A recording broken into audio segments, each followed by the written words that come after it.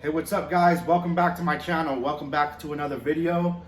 If you're new to the channel, please consider subscribing to my channel. And while you're at it, tap that like button. I really would appreciate it.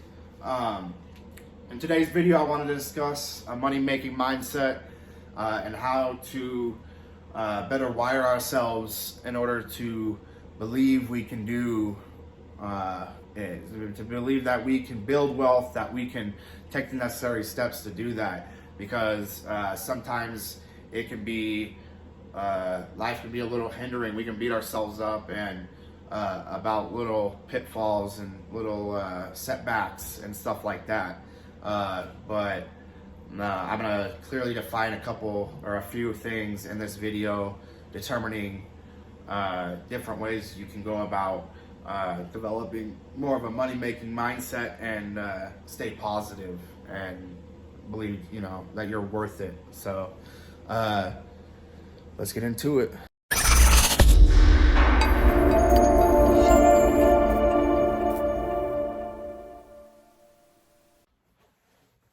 You guys, if you make the choice, if you decide to be financially free, to build wealth, intentionally make that decision, you'll succeed.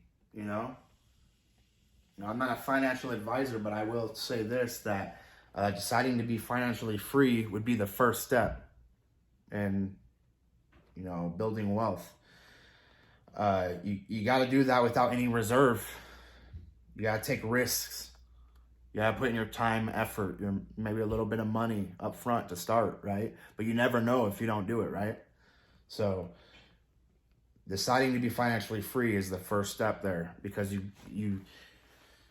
it's got to be intentional. Like I said, you have to put forward the effort, the money. Like if you're going to be financially free, you're going to have an emergency account, right?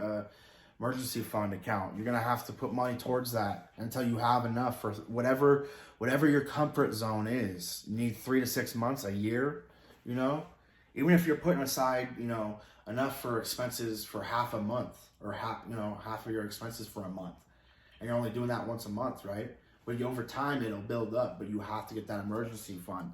Nothing's worse than, and I'm telling you from experience, nothing's worse than not having the money to eat. Nothing's worse than not having the money to have a roof over your head, right?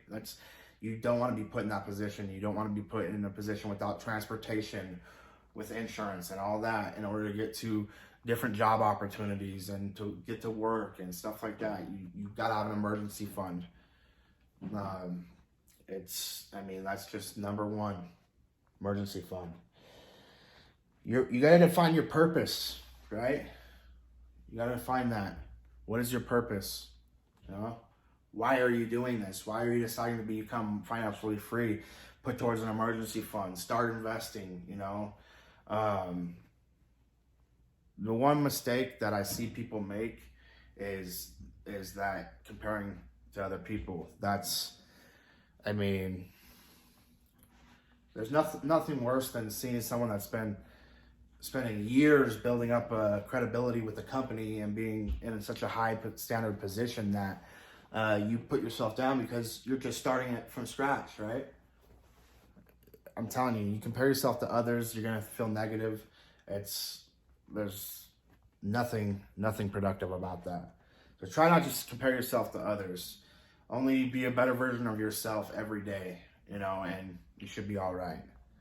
Number 3, I would say, no matter who you are, your financial goals are going to be different than other people's, right? Your goals are going to be completely different from other people's. Someone may want to save $500,000 so they can travel for some years or whatever, and just travel the country, and see the sights and all that. Or they may want to retire where they live or somewhere else even, and they want to have enough for about $1 to $2 million or something like that, or more. It just depends on your financial goals. They're going to be different than other people's.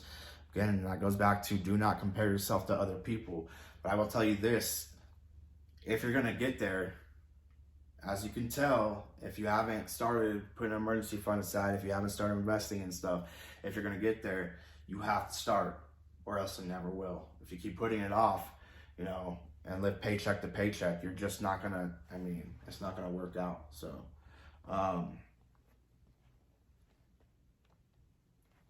yeah, your goals are going to be way different than other people's. I mean,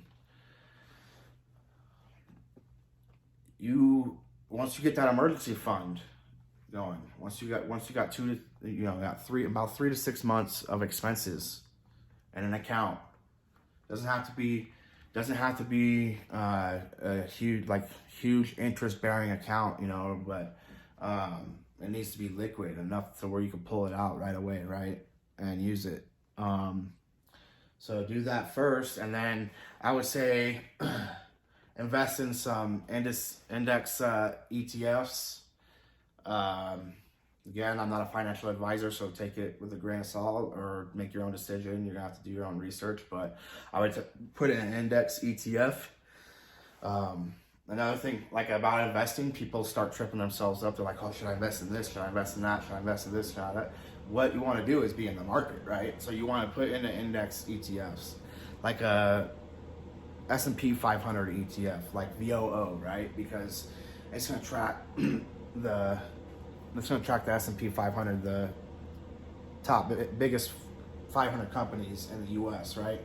So when you hear about people people putting money into blue chip stocks and making all this money on blue chip stocks, I mean, it's happening, right? So putting into an ETF like that, like VOO, it's got a low expense ratio, really low expense ratio. It outperformed the market big time over the last 10 or 11 years. And SPY, which does the same thing, it tracks the S&P 500. It's been doing it for about 29 to 30 years. So it's got longevity. The SPY's got longevity, but they both, SPY and VOO, they both, they track the same index. So I mean, historically, VOO has outperformed SPY by a little bit, by a hair, but also its expense ratio is lower. So that's why I'm going to go with VOO. I'm going to put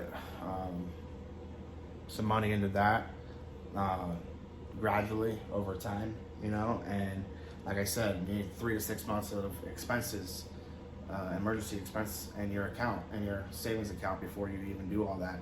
My thing is like, I'll do the 3 to 6 months, but then I'll probably go a year, get a year's worth of expenses. But like I said, it's just one baby step after another. So,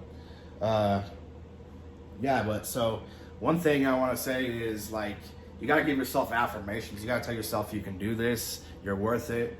You know, you got this. You know, you're going to reach success. You are successful, right? You are beautiful. I am beautiful, right? And I can do this. You got to tell yourself you're worth it.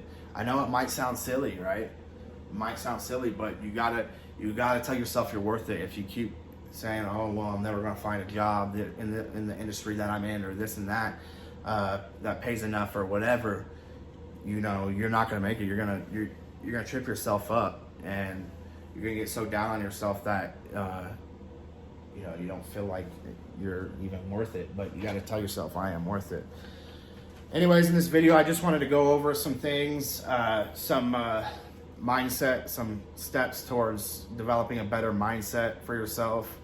You gotta know, you gotta tell yourself you are worth it for sure. I think I'm gonna wrap up this video. The last one was a little bit too long, but like I said, if you're stopping by the channel for the first time, please consider subscribing to my channel. And while you're at it, please hit that like button. I really would appreciate it. It helps out the YouTube algorithm. And this mindset video is the first of many, but I will be doing some videos about just finance, right? Some different side hustles, stuff like that. So that anyone can do, you know. So just like I said, subscribe, hit that like button. Thanks. See you guys later.